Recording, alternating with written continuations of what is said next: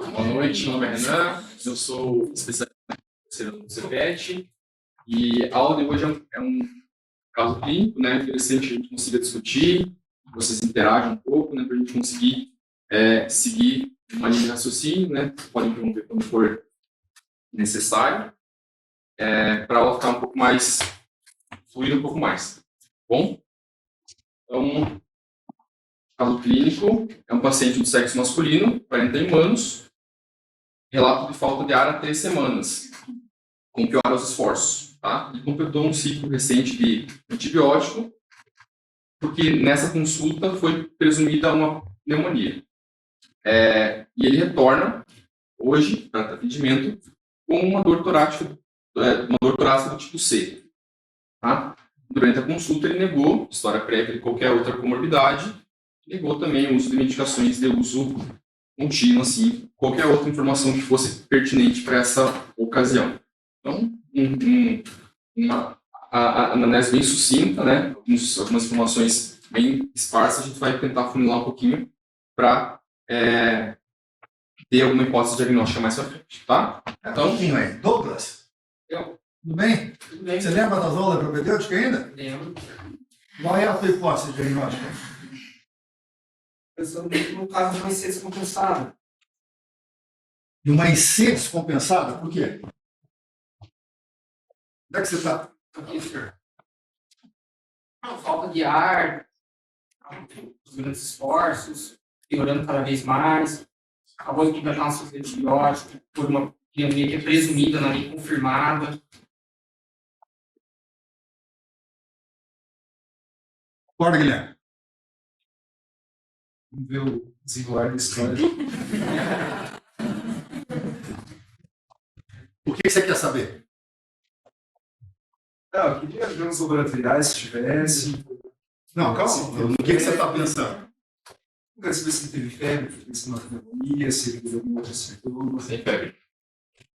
É isso aí.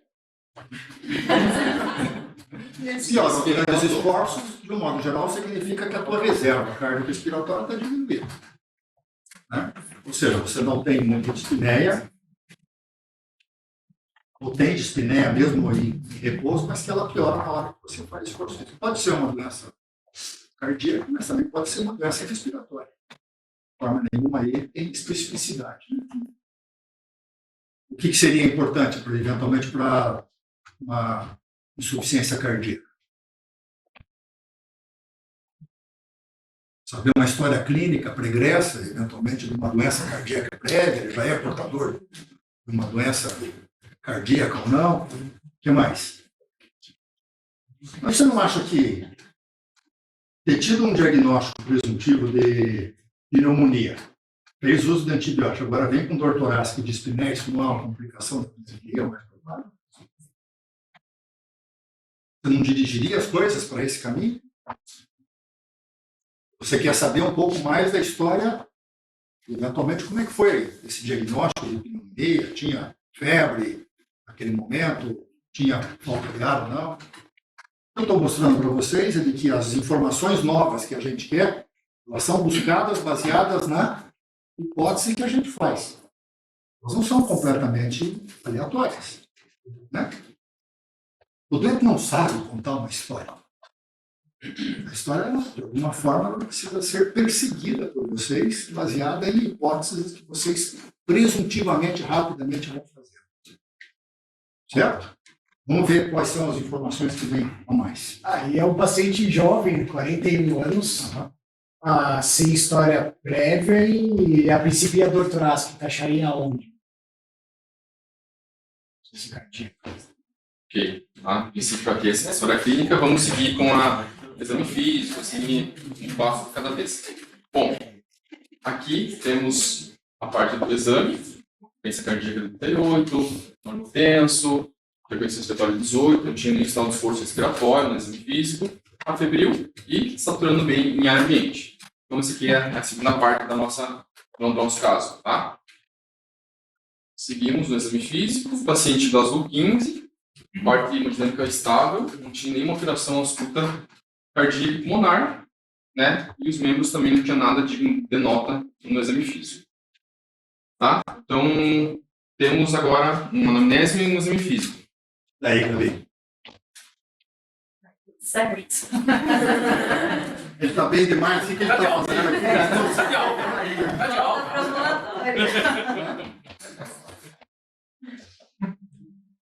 Então tá bom. Eu acho que assim, por essa história de um quadro mal resolvido de 3 semanas, vale a pena a gente investigar um pouco mais, né? Coletar um exame de imagem, investigar essa dor torácica, né? Então foi isso que foi realizado, né? Então, eletro, normal, laudo normal, tá? Raio-X é essa imagem. Temos E um agora? complemento às informações anteriores. Olha para baixo, assim, olha assim. Vai lá, Henrique. Hein? Virgem Maria. Virgem Maria. Aí, o que tem nesse raio-x? No princípio não tem nada, né? Eu chamo o doutor Assir Rachid, o que o doutor Assir Rachid fala? Só tem 2 doenças que dão dispneia com pulmão raio-x de tórax normal. Embolismo de pulmão e asma brônquica. Tio de peito, etc. E tal, geralmente tem outras coisas. Falta de ar com raio-x de tórax normal. Ou é uma doença traqueobrônquica. Ou é por embolismo. Ok, né? Com essas informações, né? Em um funil bem grande ainda, foram solicitados alguns exames de laboratoriais, né? Tá? Então, creatinina normal, troponina normal, eletro normal com troponina baixa, a princípio não parece ser uma síndrome coronariana aguda, raio-x normal e eletro normal. Algum exame vocês solicitariam para complementar as hipóteses que já foram aventadas até agora? Dedímero. Bom, nesse caso, realmente foi solicitado um dedímero para esse paciente de 41 anos com um quadro arrastado e o dedímero veio 2.560. Referência 500, né? Tá? Então, agora a gente tem algumas coisas um pouco mais claras que nos auxiliaram, né? Mas, pergunta para alguém aí o que ele acha que ele deve fazer. Escolhe aí um presidente que você gosta menos. Quem que você chamou, a Jéssica? Viviane. Que gosta mesmo. Acabou. Não é isso. Acabou. Quem que você tem mais raiva? Assim, Veja bem. Agora a gente tem que se ratificar. Tem escolas que a gente vai Não sei. usar. O que significa esse dedinho? Como é que você interpreta? Na verdade é inespecífico, né, doutor? Não é por causa do dímero que quer dizer que o paciente tem um TEP e um DOP, né? Porque pode ser levado por muitas outras coisas. Mas, no caso, como minha hipótese diagnóstica principal, uma delas é essa, eu tenho os scores que eu posso avaliar a chance ou não, para ver que tipo de exame que eu posso pedir a mais, né, nesse caso ou não. Por exemplo, se eu vou pedir mais de tomo, ou se vou prosseguir de outra forma. Ok, então o dedímero é uma medida de produtos de degradação da fibrina. Sim. Aumentou o risco de que esse doente, de alguma forma, tem uma doença com formação de trombo com fibrinólise aumentada. É importante a gente imaginar que esse doente, a princípio, não parece ser um doente que tem doença médica. Né? Tem uma dispneia, mas ele não é um doente que é séptico, um doente traumatizado, um doente com pancreatite, um doente com infarto do miocárdio, né? Um doente com AVC. Um doente só tinha como sintoma clínico só uma E falta de agora, ar. com o dímero, a gente Uma dispneia. E tem um dedímero aumentado. Então, o dedímero é um dado clínico sensível ou específico para o diagnóstico da presença de sensível. Ele é bom para quando ele dá positivo ou negativo? negativo. O sensível é bom quando dá negativo. Né? aí você afastaria a possibilidade. Se ele deu positivo, então, eventualmente a gente tem que ir para frente um pouco. Né? Como é que a gente vai, como é que a gente avança? Você já faria heparina para esse doente? Faria, né?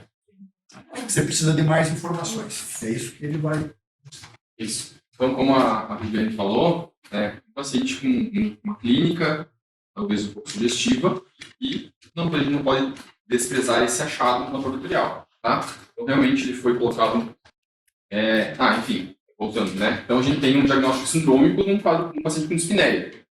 Tem que pensar em algumas coisas. A parte da dispneia, cardiogênico, será? Pulmonar, né? Psicogênico, isso aí, isso acontece frequente em pronto-socorro. O paciente, né?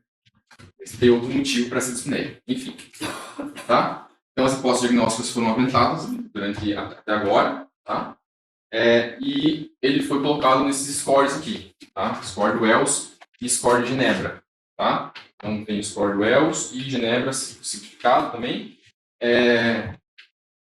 Aqui, no score do Wells, né, ele acaba pontuando 3, né?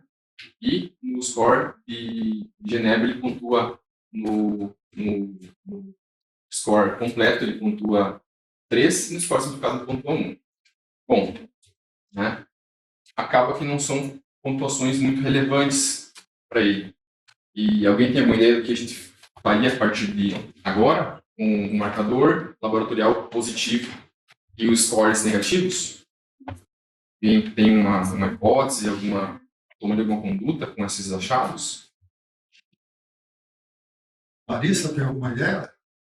Não estou acreditando que seja deve por outro motivo. Mas eu acho que a tomografia normal, sem contraste, deveria elucidar um pouquinho mais o parênquima. Você ainda acha que não é para embolia de pulmão, mas baseado no quê? Não tem uma dor ventilatória dependente, não fez taquicardia, não aumentou troponina, não tem panturrilha empastada, não teve outro histórico que sugerisse uma dose. Zé, você concorda? Não? Eu acho que ainda não dá para excluir, mas a probabilidade pré-teste dele para ser um técnico é bem baixo, o delírio realmente no negativo não dá para excluir. Eu também pensar em algumas outras coisas, mas acho que no Japão tem sentido. Qual que é o score do Wells que dá o divisor de águas? Quantos pontos? É maior que 4. Maior. Você tem um outro diagnóstico? Pode ser equivalente anginoso também, um ginite estável, mas que a troponina positivo. Vai lá, Ana. Parece isso aí. Então, Pessoal, o que aconteceu com esse paciente? Então, assim, probabilidade de embolismo pulmonar. Bom, era a principal hipótese nesse caso. O paciente tinha positivo, a parte infecciosa não parecia correr para esse lado, né? Então, esse paciente foi submetido a um exame de imagem. Não tem exame de imagem, mas o diagnóstico veio com sinais de embolia pulmonar na angiotomo, não é tom normal, é angiotomo, tá? Com dimensões normal do ventrículo direito. Tinha algumas alterações compatíveis com embolia pulmonar, mas não tinha nenhuma alteração, nenhuma repercussão das câmaras cardíacas nesse exame, tá? Certo? Então, esse exame de imagem confirmou o tom. Assim, então a gente chegou num diagnóstico. Não sei se vocês esperavam mais coisas. Cortei, então.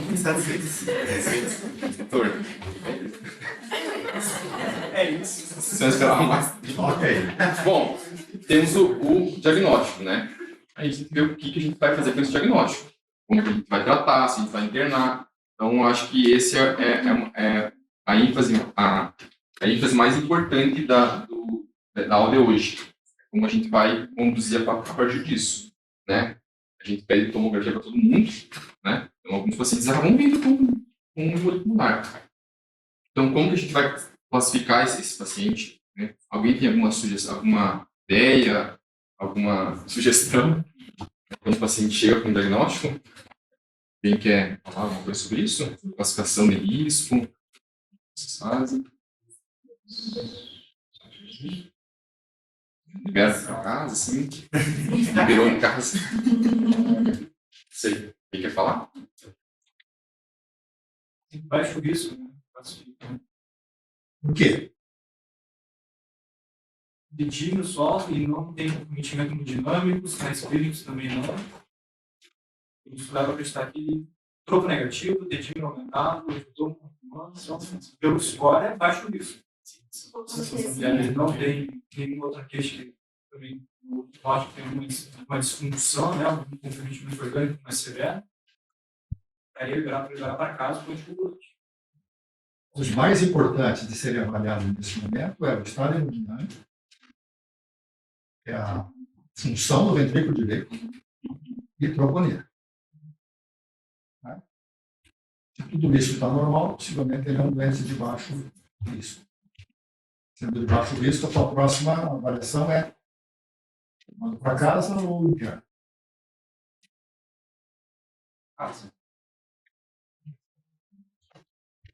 Faz anticoagulante ambulatorial ou faz anticoagulante hospitalar? Aí nós temos vários critérios que esse doente eventualmente pode ter uma complicação, eventualmente ele pode descompensar, se ele tiver outras doenças, se ele tiver risco de sangramento, esse doente deve ser hospitalizado. Mas hoje já existe uma quantidade bastante boa de evidências de que muitos desses doentes com uma anticoagulação ambulatorial, os anticoagulantes orais, se pode acompanhar ambulatorialmente, desde que esse doente possa ter sequência, né?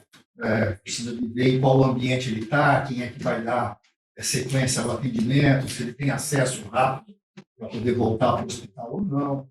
Né? A maior parte dos locais onde a gente atende, principalmente no hospital público,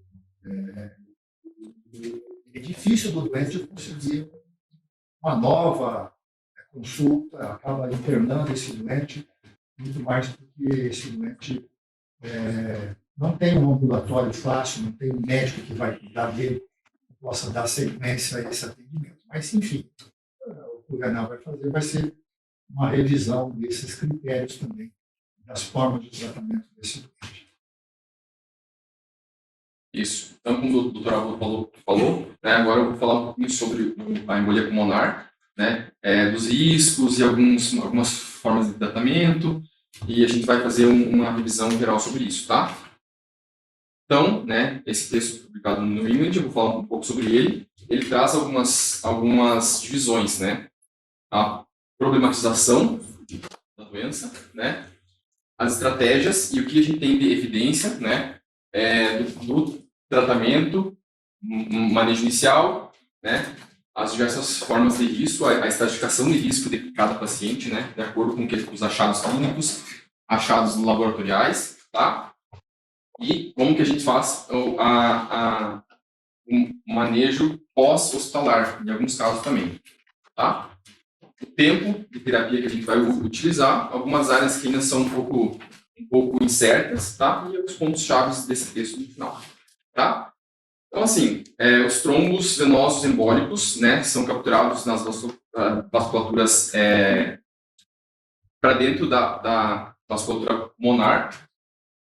Aproximadamente metade desses trombos eles são originados nos membros inferiores, né, tanto distais quanto proximais da parte pélvica, tá? A incidência é 1 a cada 1000, né? Essa informação que de 20% de mortalidade é relacionada a casos com outras condições associadas, né? O paciente com sepse internado, o paciente com uma neoplasia, o paciente com um politrauma, o paciente com uma cirurgia de grande porte. Então, em 90 dias, a mortalidade vai ser aproximadamente de 20%, tá? As informações com relação à mortalidade ligadas diretamente à embolia pulmonar, elas são um pouco ainda difíceis da gente conseguir relacionar diretamente, mas são aproximadamente 5% dos pacientes com a doença principal sendo essa a causa da morte do paciente, tá? E uma informação importante que metade dos pacientes apresentam limitações funcionais após um ano, tá? Pacientes com síndromes pós-embólicas, pacientes evoluindo com dispneia, disfunção pulmonar, disfunção cardíaca, né, alteração do ventricular direito ali. Então, é importante que a gente consiga tratar esse paciente da forma mais adequada possível, né, durante a internação, para que ele não sofra com essas morbidades depois, tá? Certo? Então, assim, seguindo aqui com relação a estratégias e evidências para cada risco e o manejo inicial. Então, aqui nós temos de evidências para pacientes com embolia pulmonar. Então, aqui, essa informação é importante, que quando o paciente ele tem uma história clínica compatível, ele tem uma história de dispneia, imobilidade, uma cirurgia grande, câncer, tem história de tromboembolismo venoso prévio, né, síncope, a gente não pode deixar de afastar que o paciente tenha a possibilidade de ter uma embolia pulmonar, como aquele paciente do caso clínico. 3 semanas com evolução de dispneia e uma dor torácica, né, atípica, então a gente não pode deixar de aventar que o paciente tinha um TEP mesmo, tá? Então essa revisão aqui, ela fala sobre isso. Então, pacientes com clínica compatível, a gente não pode deixar de pensar nisso, tá? Da mesma forma que testar todo mundo com um exame de imagem não é a forma também mais adequada de diagnosticar, né? Na América do Norte, 1 a cada 20 pacientes testados com exame de imagem, eles são positivos. Então, é uma proporção extremamente baixa, tá? Certo? Então, a gente tem que ter muito cuidado, e a gente pode utilizar algumas ferramentas para tentar diminuir o número desses exames de imagem que submetem os pacientes a contraste, radiação, tá? Então a gente tem que ter bastante cuidado com relação a isso, né? O texto ele traz também que às vezes é muito cultural de algum serviço, o paciente tem dispneia, ele vai para angiotomografia, né? Sem critério algum, né? Então isso também é levado em consideração. Tá? Então, os testes diagnósticos para embolia pulmonar, o aspecto mais desafiador é saber quando a gente vai testar esse paciente, né, como a gente falou, né? Um dímer aumentado, né, uma clínica talvez não tão esclarecedora, né? Os scores ali também baixos, né? Então é difícil a gente conseguir ter essa noção se vão testar o paciente ou não, tá?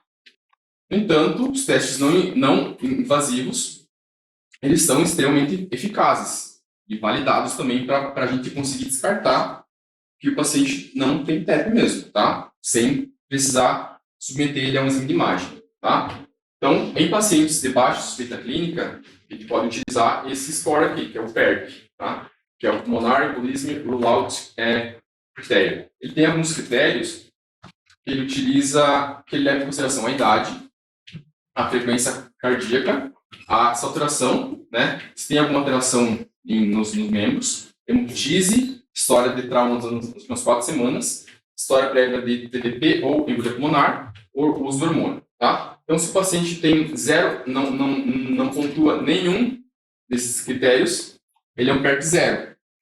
Então, se a clínica não for compatível e ele tiver 0 pontos aqui, bem provável que ele não tem TEP, né? Se o paciente tem 1 ponto, ele já passa para uma próxima fase, digamos, né? Tem a possibilidade de ter TEP, tá?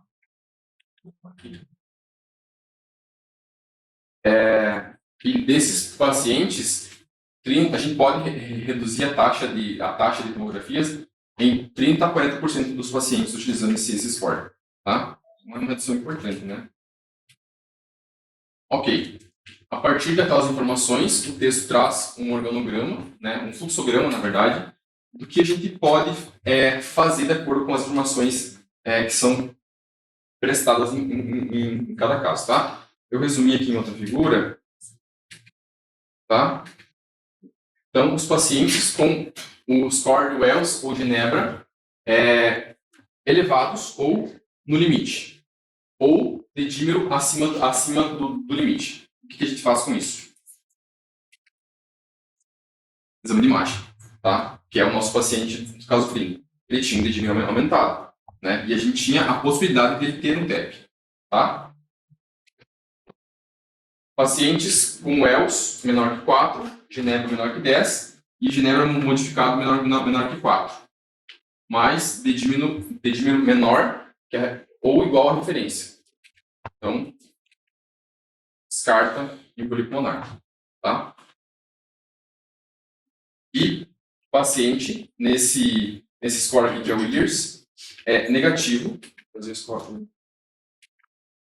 Que é o paciente que a principal hipótese não é embolia pulmonar, hemoptise e sem sinais clínicos de TPP.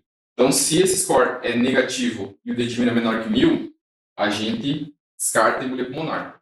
Ou se esse score é positivo e o dedímero é menor que 500, também descarta embolia pulmonar. Então, é isso que aquela imagem resume, sabe? Então, o nosso paciente se encaixa aqui. Tá? E aqui, esse texto do ano passado, né? Ele fala um estudo prospectivo. Ele fala sobre o ajuste do dedímero para idade, tá? Então, a gente tem aquele limite de 500 para dedímero e a gente tem que fazer a correção quando o paciente tem mais que 50 anos, tá? Então, bem simples, né? Acima de 50 anos, vezes 10. Então, a referência vai mudar para cada ano que passa acima de 50 anos, certo? E o gerenciamento com relação ao risco. A gente vai estratificar o paciente, como o João falou, né? O paciente que é baixo risco, em alto risco, risco intermediário e baixo risco, tá? Lembrando que o tamanho do trombo não vai determinar a terapêutica, tá? Olhar lá no laudo que é um TEP maciço, não muda nada, né? O que importa é o que a gente está enxergando. Alguns exames laboratoriais, como a troponina e o BNP, e exame de imagem, né? Mostrando uma disfunção de câmeras direitas, tá? Tanto o ecocardiograma quanto a tomografia, né? Então, ok. Começando pelo alto risco, são 5% dos pacientes, né? Então, sinais de choque, sinais de lesão de órgão-alvo, né? Então, a gente tem que ficar atento a isso ao paciente instável, tá? Descartando as contraindicações, esse paciente ele tem que ser submetido a uma terapia de reperfusão. Tá? Ele tem que ser trombolizado, né? Diferentemente do infarto e do AVC, não tem tempo definido para a gente trombolizar. Se o paciente estabilizou, ele não tem contraindicação, ele deve ser submetido à terapia de reperfusão, tá? Não coloquei hipnose nem nada, para não é o intuito da aula, tá? Risco intermediário. Então, assim, tem o paciente de alto risco, que foi isso que eu falei antes, né? Pacientes com instabilidade hemodinâmica clínica, sinais de choque, e os pacientes de risco intermediário, sinais de sobrecarga de câmeras direitas, tá? Ou biomarcadores elevados, troponina ou BNP, que era o caso que o nosso paciente não tinha. Então, ele seria um paciente com risco intermediário, tá? A trombólise sistêmica não é recomendada, né? Tem um artigo que saiu esse ano passado que fala sobre isso, tá? E o paciente deve ser anticoagulado de forma plena, né? Ou com heparina de baixo peso, ou com heparina não fracionada, ou com os novos anticoagulantes, tá? Isso não tem um consenso bem firmado sobre o que é melhor. Depois eu vou falar um pouco sobre isso também, tá? E esse texto ele fala sobre o uso de trombólise fibrinolítica no paciente com risco intermediário, né? O que ele percebeu? Os pacientes têm mais risco de fazer sangramento, acidentes, instabilidade hemodinâmica e sangramento, tá? Então não é recomendado. Certo? Aqui uma imagem com sinais de sobrecarga do ventrículo direito, né? A gente pode ver que durante a diástole do ventrículo esquerdo, o septo interventricular ele entra para dentro da câmara esquerda. Então, ao invés da câmara esquerda abrir na diástole, o septo ele entra, né? Tem um nome desse sinal aqui. Tá, Marcelo? Não? Esse aqui é o Bernheim reverso. Que ao invés dele aumentar na diástole, o septo, ele empurra para o outro lado, tá? E aqui uma outra imagem ecocardiográfica, né? Com um sinal, um achado de uma disfunção, aumento de câmaras direitas, né? E um sinal também que pode ser relacionado a uma disfunção do ventrículo direito mais aguda, tá?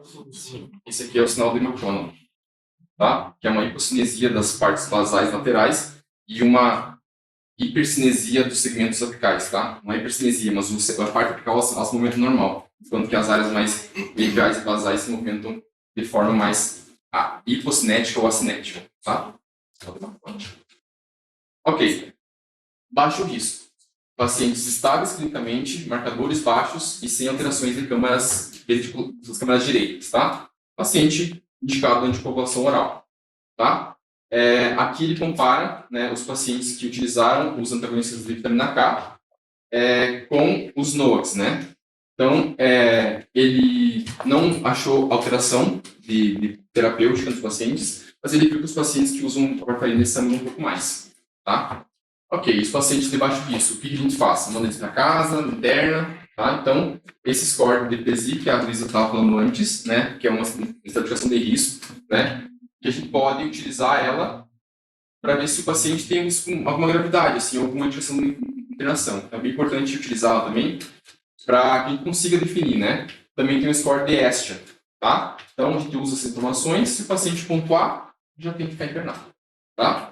E esse trial aqui, ele realmente fala sobre isso, né? Utilizando esses dois scores, e eles forem 0, a gente está autorizado a liberar o paciente com anticoagulação oral para tratamento ambulatorial, tá?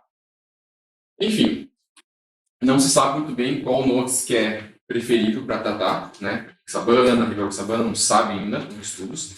Gestante utilizar heparina de baixo peso, e pacientes com doença hepática ou doença hematológica, tipo SAF, ou doença renal, tratar com warfarina, tá? E aqui o tempo, tá? Então, o tempo também é importante em cada situação. A gente não pega muito esse segmento, né? A gente, né, começa o tratamento e não tem o segmento desse paciente, né? E muitas vezes esse paciente ele é mal acompanhado depois. Ele pode sofrer com algumas consequências que eu falei antes, né? As síndromes pós-embólicas, tá? Então, assim, a fase inicial, aqui tem uma tabela, assim, eu não vou me atentar muito a isso, né? Tem no artigo, tá? E aí, os pacientes podem tratar até 3 meses, né?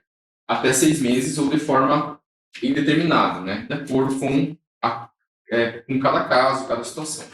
Eu vou mostrar para vocês agora, tá? Então, assim, pacientes com fator de risco transitório. Princípio, 3 meses de tratamento.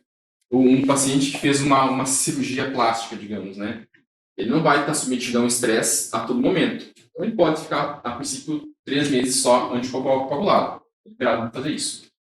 Pacientes com embolia pulmonar. E é importante sempre se o trombo é um pouco maior ou não.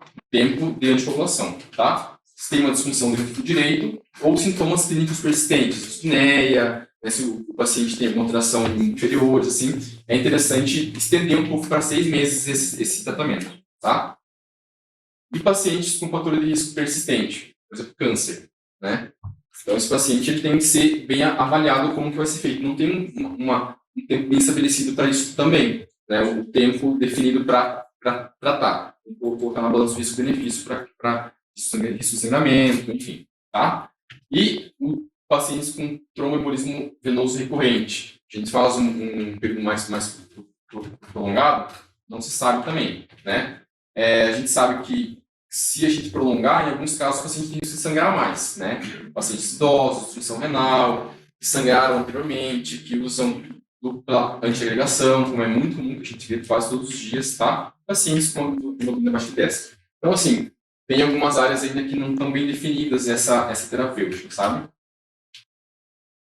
E que entra dentro dessas áreas de incerteza, né? Ele traz também que a embolia subsegmentar, sem embolia de vasos pulmonares, segmentares ou mais proximais, realmente tem benefício de anticoagular? Não se sabe. E é um laudo muito comum, né? A gente vê nos nossos laudos. Um paciente com TEP subsegmentar. Será que tem benefício de anticoagular esse paciente? Não se sabe também, tá?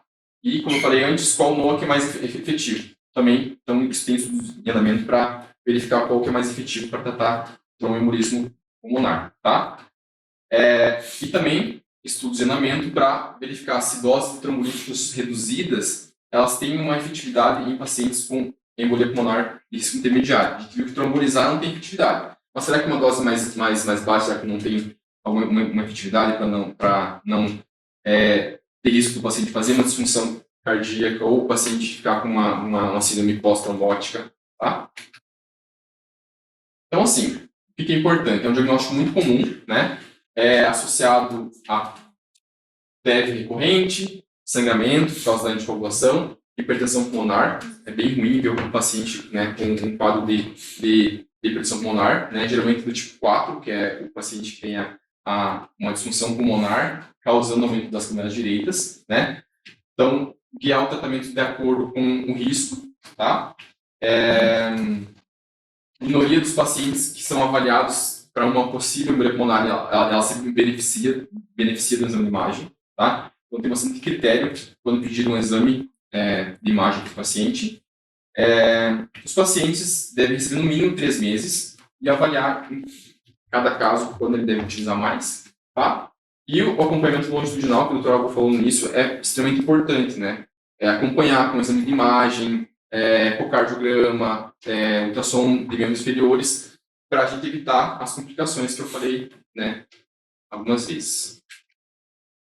E aqui, encerrando, né? Então, o paciente ele tem uma probabilidade clínica de ter um TEP mais que 15%, que é um número que ele traz.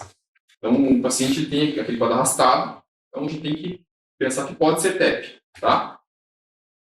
Desde maior que 500, Wells e Genebra abaixo, mas não exclui eu investigar com uma tomografia. A tomografia veio com embolia pulmonar, baixo risco, anticoagulação oral por 3 meses, mínimo, e aí investigar da onde que veio essa embolia dele, tá? Não podemos deixar de pensar nisso também. Importante. É isso. Bom, a ideia era revisar esse artigo que foi publicado no New England aí há 2 meses. Todos vocês acabaram de receber aí o artigo. Eu não distribuí o artigo antes, que era para tentar fazer um climazinho e fazer uma discussão do caso clínico antes. Mas eu estava tentando me lembrar, né? Todas as coisas mudaram muito em 40 anos de atividade, né? Mas o embolia de pulmão mudou bastante, né? Porque a gente aprendeu lá na década de 80, da maneira como vocês tratam hoje. 2 coisas acho que são fundamentais. Primeiro, o surgimento da tomografia helicoidal, da angiotomografia. A capacidade de você, em 6 segundos, 8 segundos, fazer uma tomografia de tórax inteiro, né, com uma injeção de contraste venoso, espetacular. E, obviamente, vocês devem estar vendo isso, que todos os hospitais hoje conseguem fazer.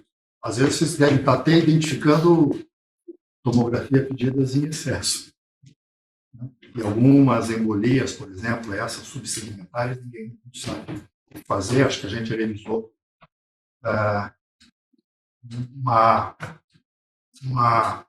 uma revisão desses casos publicado no Chest em 2017, 2018, de que provavelmente isso representa um achado que muitos desses doentes talvez não precisem fazer anticoagulação. Enfim, isso é uma área de incerteza. Segundo, são os anticoagulantes orais. A capacidade hoje de você poder fazer um xarelto desse da vida com baixa complicação. O que se tomou de xarelto sem indicação por causa de Covid foi inacreditável. Capaz de apostar que vocês não viram grandes hemorragias internadas na unidade intensiva. Se a gente for pegar o número de doentes que tomou xarelto. As coisas hoje entraram num esquema de segurança. Talvez vocês precisem de uma condição menor clínica do doente para poder fazer a investigação, para poder iniciar o tratamento muito mais seguro do que era antigamente. O que tem para poder aprender com o caso? Acho que tem para poder aprender com o caso um doente no qual vocês devem fazer essa suspeita. Né? Vocês não atendem pronto-socorro ou atendem extra, não faz parte da residência. mas um doente com falta de ar, com dispneia, já de 3 semanas de evolução, tinha piorado recentemente, com raio-x de tórax normal. Acho que são as duas coisas que tornavam essa probabilidade um pouco maior do que os chamados 15%. 15% é um nível de probabilidade pré-teste que, de um modo geral, a gente não testa. Né? Não há um consenso a partir de quanto você deve, em qualquer doença, iniciar um teste. Claro que depende da situação clínica de cada doença, mas 15%, 10%, 20%, alguma coisa nesse nível, quando a probabilidade pré-teste é muito baixa, praticamente não tem nenhum teste que vai aumentar a probabilidade pós-teste de forma significativa. E não tem matemática para fazer isso. É você que tem que avaliar na tua experiência clínica se doentes similares àqueles, 15 em 100 ou mais, tem a probabilidade, tem aquele diagnóstico que está sendo levado em consideração. Aqui, a gente não tinha um diagnóstico alternativo. Então, aumentava um pouco mais do que 15% a chance de ser transmitido. Quando veio um dedímero alto, sem uma outra doença médica, ele tem um significado maior do que possivelmente esse estado trombótico com fibrinólise, que aumentava a chance de que esse doente pudesse ter um tromboembolismo venoso, né, um trombo na periferia sendo degradado constantemente. E aí está a indicação de fazer a angiotomografia, que acabou confirmando o diagnóstico. Desde a publicação da ESC de 2019, tromboembolismo de pulmão são classificados em risco baixo, intermediário e alto. Alto é alteração hemodinâmica, não é o tamanho do trombo, isso é uma coisa legal, né? Você não precisa do laudo da tomografia para dizer que ele é maciço. Aliás, a palavra maciço, submaciço não deve ser usada mais. Ela está muito mais relacionada ao tamanho do trombo. Sim, alto risco, risco intermediário, risco baixo, e mesmo trombos pequenos, se tiver alteração hemodinâmica, esse doente tem um alto risco de fazer descompensação, etc. E esse doente daí, então, tem indicações de fazer trombólise, desde que não tenha as contraindicações. O risco intermediário não é só a eco. É a eco e ou as alterações de troponina ou BNP. Principalmente troponina, que é aquilo que vocês medem mais frequentemente. De baixo risco. Não tem nenhuma dessas alterações, então nem de biomarcadores cardíacos, nem alteração da eco, nem alteração hemodinâmica. Aí a tua decisão vai ser internar ou não esse doente, porque os anticoagulantes orais hoje são possíveis, desde que seja possível, seja baixo risco de complicação, esse doente possa ser seguido, a anticoagulação oral pode ser começada mesmo. Ok?